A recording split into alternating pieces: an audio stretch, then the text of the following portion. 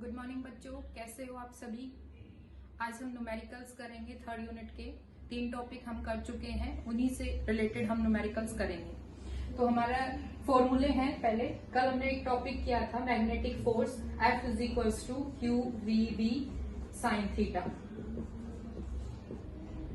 कोई charge particle है और बी मैग्नेटिक फील्ड में मूव कर रहा है, तो उस चार्ज पार्टिकल के ऊपर जो फोर्स लगता है उसको हम मैग्नेटिक लॉन्च फोर्स बोलते हैं, और इस रिलेशन से हम उसको फाइंड आउट करते हैं, उसका मैग्नीट्यूड फाइंड आउट करते हैं। दूसरा हमने बायो सावर्ट्स लॉ पढ़ा था, उसका रिजल्ट हमारे पास क्या आया था, वेक्टर की फॉर्म में म्यू नॉट 4 पाई, ये करंट एलिमेंट और इसका ये क्रॉस प्रोडक्ट और आर क्यू। अगर हम इसके मैग्नीट्यूड की टर्म में इसको लिखें तो क्या हो जाएगा हमारे पास, D B mu naught 4 pi R square, ये रिजल्ट हो जाएगा। अब हम एक और टॉपिक हमने किया था, वो क्या था हमारे पास, अगर हमारे उसकी एप्लीकेशन थी हमारे पास, अगर हमारे पास कोई करंट कैरिंग लूप है और उसके सेंटर में हमें मैग्नेटिक फील्ड निकालनी है, तो हमने कैसे निकाली थी, B is equals to mu naught 4 pi I 2 pi upon R, और अगर n टर्न्स हो उस लूप की तो यहाँ पे क्या हो जाएगा n। अब ये 3 फॉर्मूले हम पढ़ रहे हैं, इन्हीं से रिलेटेड हम न्यूमेरिकल्स करेंगे। तो शुरू करते हैं हमारा पहला न्यूमेरिकल। पहला न्यूमेरिकल क्या है हमारे पास, एक कॉपर हैज 8 × 10⁻28 इलेक्ट्रॉन है पर यूनिट वॉल्यूम के हिसाब से इलेक्ट्रॉन है हमारे पास, कॉपर वायर है जिसका क्रॉस सेक्शन एरिया हमारे पास गिवन है। जब भी हम न्यूमेरिकल करेंगे तो सबसे पहले उसको एनालाइज करेंगे और जो जो चीजें हमारे पास गिवन है उनको एक जगह लिखेंगे। तो फिलहाल हम वही चीज कर रहे हैं। हमारे पास गिवन क्या है, number of electrons per unit volume, यानी कि n is equals to 8 × 10⁻20 per unit volume के हिसाब से, तो मैंने मीटर माइनस क्यूब लगा दिया। फिर हमारे पास क्रॉस सेक्शन एरिया दे रखा है A, और कितना है 8 × 10⁻6 मीटर स्क्वायर। जो कॉपर वायर है उसकी लेंथ भी हमें गिवन है क्वेश्चन में, और वो कितनी है, L is equals to 1 metre. Right angle यानी कि थीटा कितना दे रखा है 90 डिग्री, इसको हम बाद में यूज करेंगे। और जो स्ट्रेंथ है मैग्नेटिक फील्ड की वो भी हमारे पास गिवन है, वो कितनी दे रखी है 5 × 10⁻³ टेस्ला, ये भी हमारे पास गिवन है। फोर्स कितना एक्सपीरियंस करता है वो चार्ज पार्टिकल, ये भी हमारे पास गिवन है, और वो कितना गिवन है हमारे पास 8 × 10⁻² न्यूटन। एक इलेक्ट्रॉन के ऊपर चार्ज कितना होता है 1.6 × 10⁻19 कूलम। ये सारी चीजें हमारे पास गिवन है। हमें फाइंड आउट क्या करना है कि जो फ्री इलेक्ट्रॉन्स है वो किस वेलोसिटी से, उनकी ड्रिफ्ट वेलोसिटी क्या है, वो चीज हम कैलकुलेट करेंगे। फॉर्मूला क्या लगेगा हमारे पास, F is equals to Q V B sine theta. ये चीज पता है, थीटा कितना गिवन है हमारे पास 90 डिग्री, साइन 90 डिग्री की वैल्यू क्या हो जाएगी 1 होती है, तो ये हो गया 1। बी भी हमारे पास गिवन है, क्यू के बारे में कुछ नहीं पता है लेकिन इनडायरेक्टली पता है। पहले हम इसको निकालेंगे, फोर्स भी हमारे पास है, ये भी हमारे पास है। अब हमें V की वैल्यू निकालने के लिए क्या करेंगे, F Q B, तो हमारे पास V की वैल्यू फाइंड आउट हो जाएगी। अब Q की वैल्यू निकालेंगे, चार्ज क्या होगा, नंबर ऑफ इलेक्ट्रॉन्स हमारे पास कितने, इतने। टोटल नंबर ऑफ इलेक्ट्रॉन्स अगर कॉपर वायर में निकालें तो क्या हो जाएगा हमारे पास, total number of electrons in copper wire, और वो n से हम उसकी वॉल्यूम से मल्टीप्लाई कर देंगे, वॉल्यूम कितनी आ जाएगी, एरिया इंटू लेंथ, उसकी वॉल्यूम आ गई। तो ये क्या आ गया हमारे पास, टोटल नंबर ऑफ इलेक्ट्रॉन, जो कॉपर वायर है उसके टोटल नंबर ऑफ इलेक्ट्रॉन आ गए हमारे पास। अब टोटल चार्ज निकालेंगे, टोटल चार्ज क्वांटाइजेशन से हमें पता है क्या होता है, Q is equals to NE, number of electrons कितने हमारे पास यहाँ पे NaL इंटू में E, इलेक्ट्रॉन के ऊपर चार्ज, सबकी वैल्यू पुट करेंगे। N की वैल्यू कितनी है 8 × 10⁻28 इंटू एरिया कितना गिवन है हमारे पास 8 × 10⁻6, लेंथ कितनी है 1 मीटर, E की वैल्यू भी हमें पता है, और वो कितनी है 1.6 × 10⁻19 कूलम। ये हमारे पास जब इन सबको सोल्व करेंगे तो न्यूमेरिकल वैल्यू कितनी आएगी हमारे पास 1.024 इंटू 10⁵ कूलम। जब हम इसको सॉल्व करेंगे, मल्टीप्लाई करेंगे, तो ये हमारे पास टोटल चार्ज आ गया। जो कॉपर वायर है उसके ऊपर टोटल चार्ज कितना है, ये है। अब टोटल चार्ज आ गया तो उसकी वैल्यू यहाँ पे पुट करेंगे, क्योंकि हमें ड्रिफ्ट वेलोसिटी निकालनी है, तो इसके अंदर पुट करते हैं और ये हो जाएगा हमारे पास एफ की वैल्यू कितनी है हमारे पास, अभी गिवन है हमारे पास एफ की value 8 into 10⁻, this one is F 10⁻⁻2। Q की वैल्यू अभी अभी निकालनी है। बी की वैल्यू भी हमारे पास गिवन है, और कितनी है बी की वैल्यू हमारे पास 5 इंटू 10⁻⁻3। जब इन सबको हम सोल्व करेंगे तो हमारे पास रिजल्ट क्या आएगा 1.563 इंटू 10⁻⁻4 मीटर पर सेकेंड। ये हमारा न्यूमेरिकल हो गया। ड्रिफ्ट वेलोसिटी निकालनी थी जो कि हमने निकाल ली। अब हम करेंगे हमारा नेक्स्ट न्यूमेरिकल। सेकेंड न्यूमेरिकल है what is the magnitude of magnetic force पर यूनिट लेंथ। हमने फोर्स निकालना है, पर ध्यान रखना फोर्स कौन सा है, पर यूनिट लेंथ फोर्स निकालना है on a wire carrying a current. साथ साथ जो चीजें हमें गिवन है उनको लिखते जाएंगे। Carrying a current 8 ampere making an angle of 30 degree. 30 degree का एंगल बना रहा है वो with the direction of uniform magnetic field. Magnetic field के साथ जो एंगल है हमारे पास वो कितना है 30 डिग्री एंगल है, यानी कि थीटा से हम उसको डिनोट करते हैं। तो हमारे पास गिवन क्या क्या है, करंट है वायर के अंदर और वो कितना है 8 एम्पियर। ठीक है, फिर हमारे पास theta angle between V and B, उनके बीच का एंगल हमारे पास कितना है 30 डिग्री, ये भी लिख दिया। फिर हमारे पास B की वैल्यू गिवन है वो कितनी है 0.15 टेस्ला। ये चीजें हमारे पास क्या है गिवन है। अब पूछा क्या है, फोर्स पूछा है। जब भी हम न्यूमेरिकल करेंगे तो हम क्या करेंगे, उसको अच्छे से उसके अंदर जो जो चीजें गिवन है उनको अच्छे से देखेंगे, उनको एक सीक्वेंस में लिखेंगे, फिर हम क्या करेंगे उनको एक जगह पे लिखेंगे। लेंथ हमारे पास कितनी है क्वेश्चन में 1 मीटर। पूछा क्या है, फोर्स पूछा है, तो फोर्स का फॉर्मूला क्या होता है, ध्यान से देखो। फोर्स का फॉर्मूला है हमारे पास, कोई वायर है हमारे पास QVB साइन थीटा, ये फॉर्मूला है हमारे पास। लेकिन वेलोसिटी के बारे में तो उसने कुछ बताया ही नहीं हमें। अब इस फॉर्मूले को हम एक थोड़ा सा मॉडिफाई करते हैं। तो मॉडिफाई करेंगे तो रिजल्ट क्या रहेगा हमारे पास, मैं इस फॉर्मूले को क्या लिख सकती हूँ, ध्यान से देखना। F is equals to QVB sine theta हमारे पास, ये हो गया। वेलोसिटी क्या होती है, यानी कि लेंथ अपॉन टाइम, हम उसको लिख सकते हैं इस तरीके से।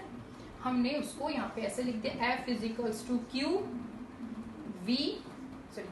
L अपॉन T, और ये हो गया B साइन थीटा। ये उसकी मॉडिफाइड फॉर्म है।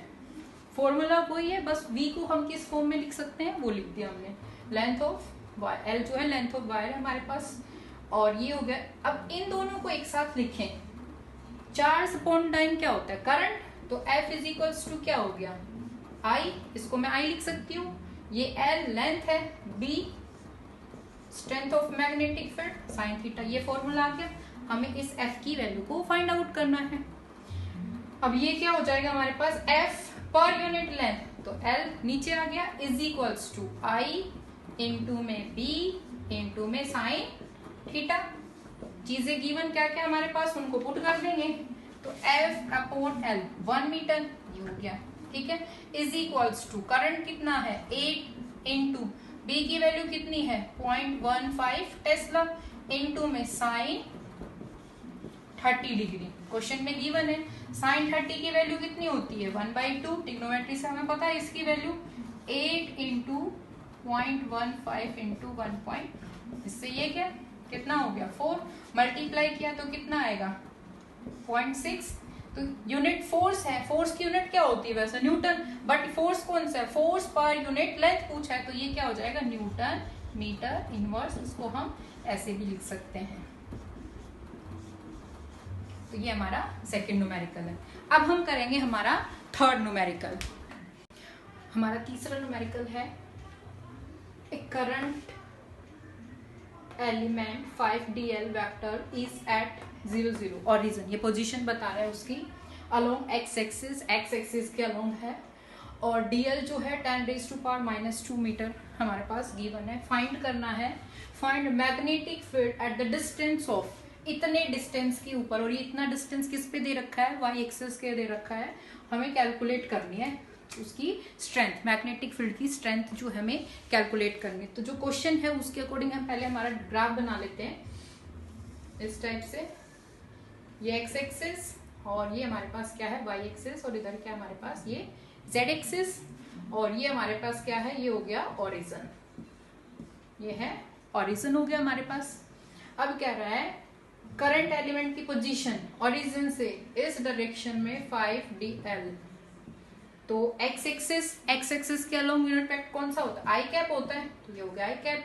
फिर कह रहा है एट डिस्टेंस ऑफ 0.25, इधर ये है 0.25 मीटर वाई एक्सिस, और वाई एक्सिस में हमारे पास किससे डिनोट करते हैं, जे से। तो हमारे पास क्या वेक्टर हो गया, जो हमारे पास करंट एलिमेंट है dl जो है वो क्या है हमारे पास, dl vector is equals to 5dl, और x एक्सिस है तो i कैप, इस हिसाब से हो गया। और dl की वैल्यू जो है हमारे पास वो कितनी गिवन है, dl की वैल्यू हमारे पास 10⁻⁻² मीटर, ये क्वेश्चन में गिवन है। और अब इसकी वैल्यू को हम पुट करेंगे तो dl vector is equals to क्या हो गया, 5 × 10⁻⁻² i कैप, ये हो गया हमारे पास। पोजीशन, किस पोजीशन के ऊपर हमें उसकी मैग्नेटिक स्ट्रेंथ निकालनी है, वो क्या दे रखा है हमारे पास r वेक्टर, और वो क्या है y एक्सिस में है, ये हो गया 2.5, और y एक्सिस में किससे डिनोट करते हैं, j से। मैग्नेटिक फील्ड निकालनी है तो उसका फॉर्मूला हमारे पास क्या होगा, वापस से dB is equals to μ0 4π IDL, ये करंट एलिमेंट, आइडियल ये करंट एलिमेंट है, तो ये हो गया IDL क्रॉस R, ये हो गया हमारे पास, और ये हो गया R³। इसकी वैल्यू को हम पुट करेंगे, तो जैसे वैल्यू पुट करेंगे तो हमारे पास क्या रिजल्ट हो जाएगा, μ0 की वैल्यू क्या होती है, हमें पता है μ0 की वैल्यू होती है 4π × 10⁻⁻⁷। आइडियल की वैल्यू हमारे पास है 5 × 10⁻⁻²। आर की वैल्यू भी हमारे पास है, कैप है, वेक्टर लगाएंगे, और ये हो गया आई क्रॉस कितना है, ये हो गया 0.25 जे, ये हो गया। फिर डिवाइड में क्या हमारे पास 4π r³ आर हमारे पास है, उसका क्यूब करेंगे तो क्या रिजल्ट है 0.0152625, इस तरह से आ जाएगा उसका क्यूब, 0.25 का क्यूब करेंगे, 4π से 4π कैंसिल आउट। अच्छा, जब हम इसको सोल्व करेंगे तो हमारे पास रिजल्ट क्या आएगा, रिजल्ट होगा हमारे पास, अच्छा ये देखो I क्रॉस J का जब हम क्रॉस प्रोडक्ट निकालते हैं तो हमने ये वेक्टर क्वांटिटी में पढ़ा था, वो क्या हो जाएगा I क्रॉस J वेक्टर्स में पढ़ा था, क्या आएगा K cap, I cap cross J cap is equals to K cap. तो जब इसकी वैल्यू को सोल्व करेंगे तो ये हो जाएगा 8 × 10⁻⁻10 यूनिट, B पूछा है तो ये होगी उसकी यूनिट टेस्ला T। अब डायरेक्शन कैसे बताएंगे, K कैप किसकी डायरेक्शन में आता है, Z, इधर आता है K कैप, तो ये हो गया अलोंग Z एक्सिस, ये हमारा रिजल्ट आ गया। तो ये काफी इंपॉर्टेंट है, इस टाइप का क्वेश्चन पेपर में कई बार पूछा गया है। तो हमारे पास क्वेश्चन में जो है कि वो क्या गिवन है, करंट एलिमेंट दे रखा है, आइडियल की वैल्यू दे रखी है इस हिसाब से, ठीक है। फिर हमारे पास डीएल की वैल्यू हमें पता है, उसकी वैल्यू को हमने पुट कर दिया, ये भी क्वेश्चन में गिवन है। डायग्राम एक्स एक्सिस के अलोंग है तो आई के, जेड एक्सिस के अलोंग होता तो के है, और वाई एक्सिस के अलोंग हम क्या लेते हैं, जे के, तो सबकी वैल्यू पुट कर दी। फॉर्मूला ये लगेगा हमारे पास अकॉर्डिंग टू बायो-सावर्ट्स लॉ करते हैं, तो ये हो गया हमारे पास, सबकी वैल्यू पुट कर दी, और ये हमारा क्या आ गया, रिजल्ट आ गया। अब हम करेंगे हमारा नेक्स्ट न्यूमेरिकल। नेक्स्ट न्यूमेरिकल क्या है हमारे पास,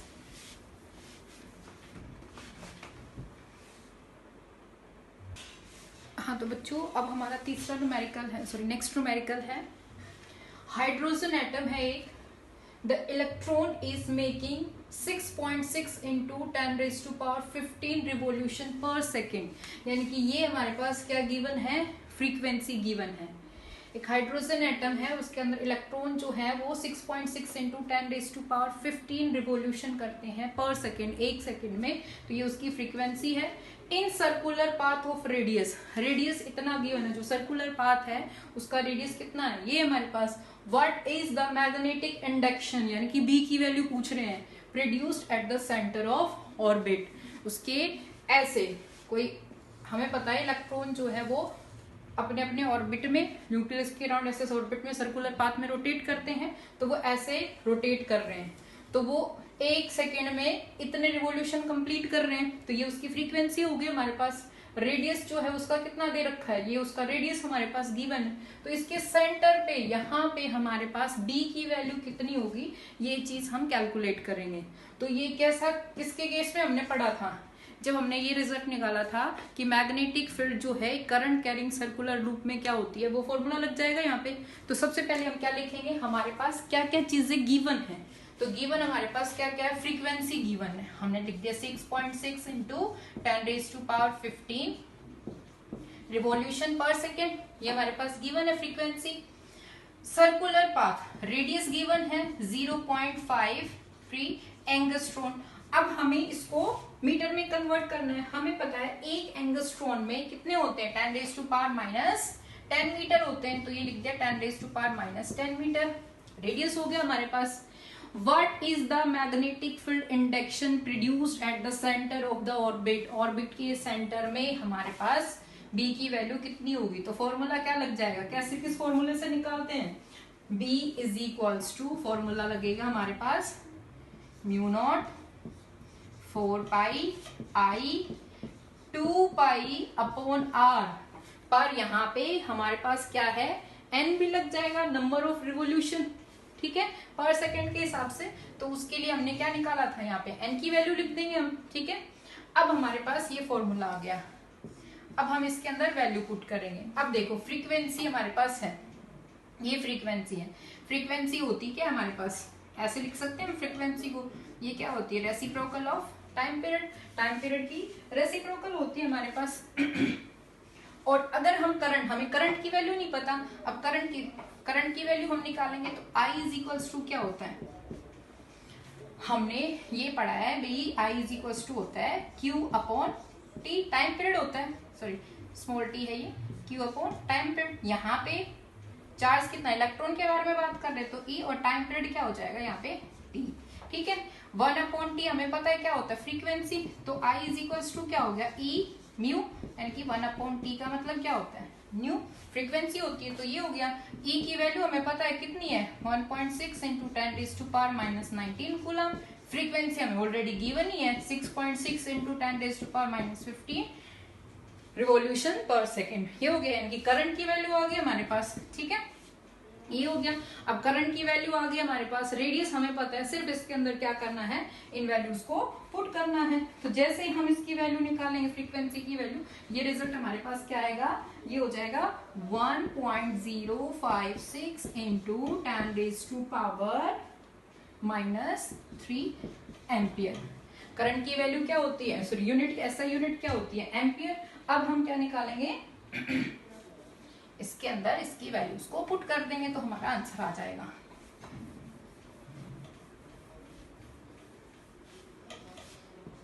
म्यू नोट क्या होता है, 4 पाई इंटू 10⁻⁻⁷। ये हो गया 4 पाई, इस 4 पाई से ये 4 पाई कैंसिल आउट, इनटू में आई कितना है, ये अभी निकाले, इनटू में वापस से क्या है 2 पाई 22/7। रेडियस कितना है हमारे पास, ये हो गया, अभी अभी निकाला था हमारे पास रेडियस 0.53 इंटू 10⁻⁻10। ये हो गया हमारे पास। नंबर ऑफ रिवॉल्यूशन पर सेकेंड कितना है, एंड ये हो गया। जैसे हम इसकी वैल्यू को यहाँ पे पुट करेंगे, अब इसको सोल्व करेंगे तो मैग्नेटिक जो स्ट्रेंथ है, बी की जो वैल्यू है वो कितनी आएगी, 12.5 वेबर पर मीटर स्क्वायर, ये उसकी यूनिट हो जाएगी, ठीक है। तो हमें क्या करना है, न्यूमेरिकल को अच्छे से पढ़ना है, जो जो चीजें गिवन है उनको अच्छे से लिखना है, फिर फॉर्मूला उसके अंदर हम पुट कर देंगे, ठीक है। अब हम करेंगे हमारा नेक्स्ट न्यूमेरिकल।